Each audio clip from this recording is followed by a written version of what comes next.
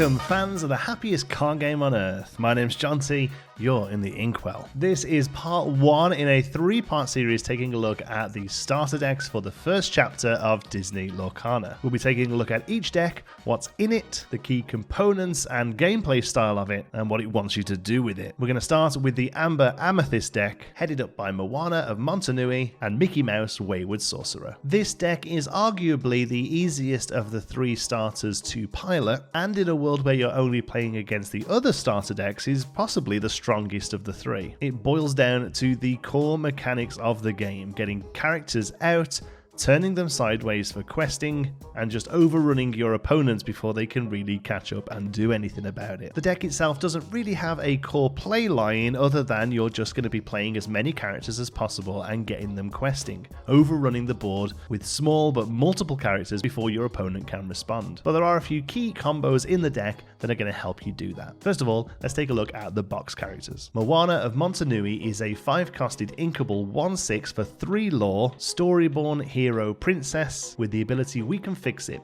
Whenever this character quests, you may ready your other princess characters. They can't quest for the rest of this turn. Moana here is all about questing and then getting your other princess characters who've hopefully already quested out of challenge range on your opponent's turn. Because of that, the deck also sees a few different princesses to run alongside her. 2 copies of Cinderella Gentle and Kind, 2 copies of Ariel on Human Legs, and 3 copies of Minnie Mouse Beloved Princess. Now, outside of Cinderella, you could arguably say that these are some of the weaker princesses in the set, and they would definitely be the first things I would change out of this deck, but that's for a later video. But they're cheap bodies who can quest, and then when Moana quests for 3 lore, they can then ready and it keeps them out of harm's way. Moana's pretty beefy 6 willpower, along with Cinderella's ability to heal her, is an especially nice combo within the princess package of this deck. And also on the box, Mickey Mouse Wayward Sorcerer. He's a 4-costed inkable 3/4 for 2 lore, Dreamborn Sorcerer with the ability Animate Broom,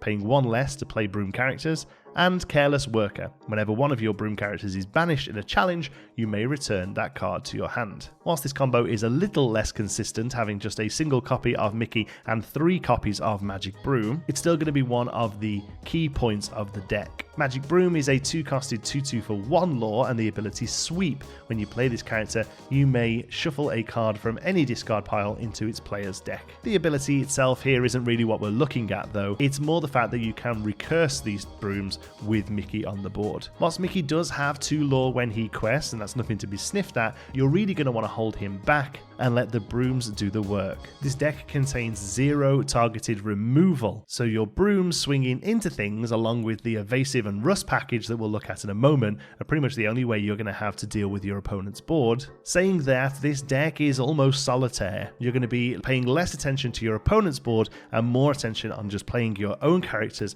and turning them sideways. And if they get challenged and banished, just replaying them using either the Brooms and Mickey Mouse here, or Dr. Facilier that we'll look at in a moment, or just letting them go to the discard and playing more. They're cheap enough. In this deck, your characters, for the most part, are disposable. Some of the other core components of this deck then are Jetsam and Flotsam, a 4-costed 3/3 for 1 with Evasive and the ability to give Flotsams Evasive, and a 5-costed 3/4 for 2 with Rush and the ability to give Jetsams Rush respectively. Those, along with the heavy hitter of Sven, the rushing of Rafiki, and the challenger package of Dr. Facilier Charlatan and Jafar Wicked Sorcerer, are going to be the ways that you clean up the other side of the board. And if there's nothing around, Jetsam and Flotsam with Jetsam's help and Pascal are going to be able to quest out evasively for added bonus. Dr. Facilier Agent Provocateur and his song Friends on the Other Side are going to be your main sources of card advantage. Dr. Facilier being a 4/5 for 3 lore, 7-costed or shifted for 5 with Into the Shadows. Whenever one of your other characters is banished in a challenge,